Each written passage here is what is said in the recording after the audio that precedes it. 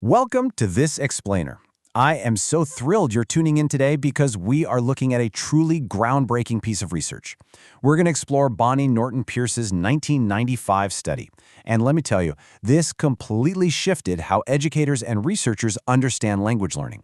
For decades, if a student struggled to speak a new language, the assumption was, well, pretty simple. They just weren't motivated enough, or maybe they were just too introverted. But Peirce asked us to look deeper, right into the complex web of social identity and power. To really grasp this, we need to start with a story.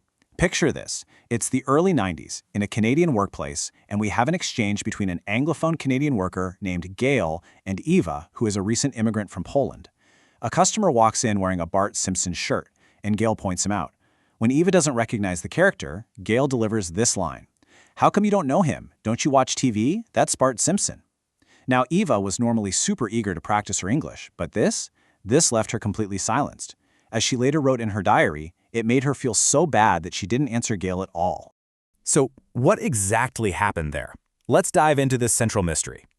Was Eva just unmotivated to practice her English that day?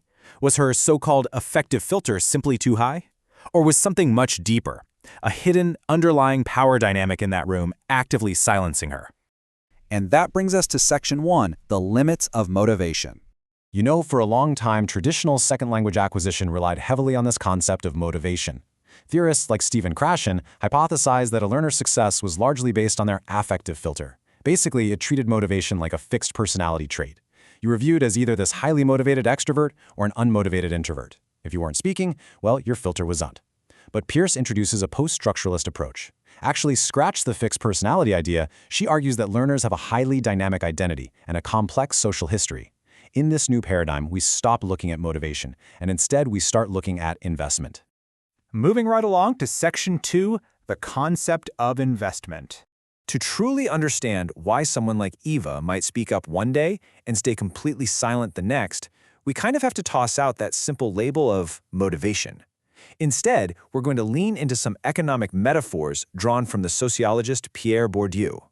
Investment is a learner's commitment to acquiring a second language, but with the expectation of a return on cultural capital. Think about it. When immigrants learn a language, they aren't just doing it for fun. They are investing their time, their energy, with the hope that it will yield a tangible return. We're talking symbolic resources, like friendship and education, and material resources, like a better job or higher pay. Looking directly at Peirce's own text here, she points out that motivation assumes a fixed personality trait. But investment? Investment captures the incredibly messy, constantly changing relationship between a learner and their social world. When a learner speaks, they aren't just, exchanging information. They are constantly organizing and reorganizing a sense of who they actually are. Which leads us to Section 3, rethinking social identity. The absolute key takeaway here is that social identity isn't some fixed, essential core that you're just born with. It's multiple, it's constantly changing over time, and most importantly, it is a major site of struggle. Let's look at another really fascinating case study to see this in action, Martina. So Martina was a Czechoslovakian mother. She literally gave up her professional career as a surveyor to come to Canada so her kids could have a better life. But as an immigrant language learner, she felt incredibly insecure. As she wrote in her diary, "I feel uncomfortable using English in the group of people whose English language is their mother tongue, and I feel inferior." Under those old theories we talked about, we would just slap a high anxiety label on her and leave it at that. But here's the amazing part. Martina did not stay silenced. Despite those really intense feelings of inferiority, she pushed through. Why? Well, because her identity wasn't just immigrant.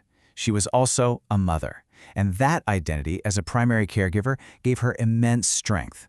She shifted her positioning from a marginalized immigrant worker to an authoritative mother, and that fundamentally changed how she interacted with native speakers. So, the crucial point is how she actually started claiming that power. First, she boldly confronted her landlord over the phone for over an hour to defend her family's lease. She completely ignored her English tense mistakes because she knew she just couldn't give up for her family's sake. And at her fast food job, she confidently served customers while her younger native-speaking coworkers basically slacked off. She pulled this off by completely reframing the power dynamics. She looked at her younger coworkers, some of whom were like 12 or 15 years old, and basically treated them like her own children. By drawing on her social identity as a mother, she totally neutralized their power as native speakers and claimed her own right to speak. Let's look at Section 4, claiming the right to speak. Let's bring the narrative back to Ava, the Polish immigrant we met at the very beginning, the one who was silenced by that Bart Simpson comment. We are going to follow her incredible journey from being an intimidated restaurant worker to a highly confident speaker. When Ava first started working at a restaurant called Munchie's, she was the only employee who wasn't fluent in English. Because of that, she was given the absolute worst jobs, cleaning, prepping food in the back, while everyone else chatted out front. She wrote, "When I see that I have to do everything and nobody cares about me, I don't feel to go and smile and talk to them." She initially accepted her marginalized position. She felt she was this illegitimate speaker, so she just withdrew. And again, this wasn't a lack of motivation to learn English, it was a completely rational response to a very unequal power dynamic. But over time, just like Martina, Eva's identity evolved. She moved from seeing herself as an illegitimate speaker to recognizing herself as a multicultural citizen. She realized she had this rich history and all these experiences from living in Poland and Italy, and she started injecting those stories into conversations at work. She was hoping her Canadian coworkers would validate those symbolic resources. Looking at the text itself, this highlights a massive, pivotal moment for Eva.